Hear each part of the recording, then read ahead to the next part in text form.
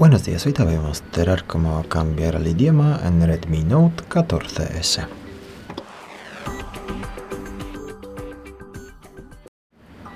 Si quieres ajustar otro idioma en tu Redmi, hay que acceder a la aplicación Ajustes. Y luego en Ajustes, más abajo, seleccionamos la pestaña Ajustes adicionales. Es una de las últimas, la con los 3 puntos con este icono. Y luego aquí pasamos a la segunda opción, Idiomas e Introducción de texto. Pulsamos luego la primera opción, Idiomas. Y aquí podemos poner cualquier idioma de la lista. Vamos a poner el dispositivo, por ejemplo, más abajo.